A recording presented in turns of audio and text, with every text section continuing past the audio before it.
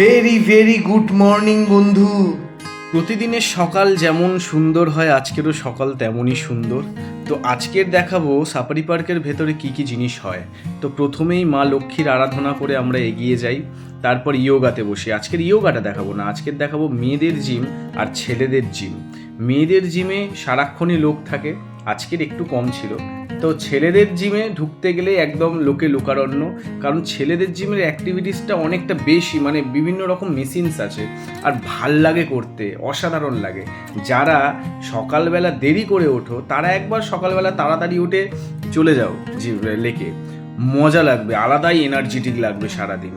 যারা দেরি করে উঠে মনে হয় যে ল্যাদ হয়ে যাচ্ছে শরীরটা, তাদের জন্যই বলছি। যেমন আমারও হয়ে যাচ্ছিল মাঝখানে, তো এখন আমি রেগুলার রেগুলার লেগে যাওয়া শুরু করেছি। তো বিভিন্ন রকমের মেশিনস আছে, মজা লাগবে করতে। আর এরা হচ্ছে দুজন আমার প্রিয় মানুষ, একটা হচ্ছে লোকনাথদা আর একটা হচ্ছে যে সৌরদা। এরা হচ্ছে সারাক্ষণ পেছনে লাগে অন্যজনের, এখনও লাগছিল কুকুরের। তো এবার সৌরদা কিছু কথা বলবে, সেটা একটু শোনো সবাই। শুভজিৎ তো এবারে রেগুলার যেমন দেরি করে আসে, আজকে দেরি করে এসছে, তবে 1 ঘন্টা মতো লেট করে এসছে আজকে শুভজিৎ। তো আমরা এবার একটু গান শুনতে যাবো ওই পারে, এই তো হয়েছে। হ্যাঁ। এই যে কথাটা বললো, সোজা কথা একটা বলি, ঢপবাজির অনেক সময় লাগে, ঠিক আছে? আমাকে 7:20 ফোন করেছে। না আমার কাছে 300 আছে, এবার আমার কাছে 300 আছে।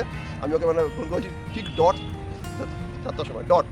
হ্যাঁ, 7টা ঠিক আছে। 7টার সময় ফোন করলে আমার কি ঘরের কাজ নেই? উঠে একটু বাথরুম করে তারপর তো সময় লাগে আমার এইগুলোতে। এরা বোঝে না, এরা উঠেই চলে আসে, এটা একটা বিষয়। তো যাই হোক, আজকের ব্লগ এটুকুনি, চলো টাটা। টাটা, আবার দেখা হবে আপনাদের সঙ্গে, টাটা।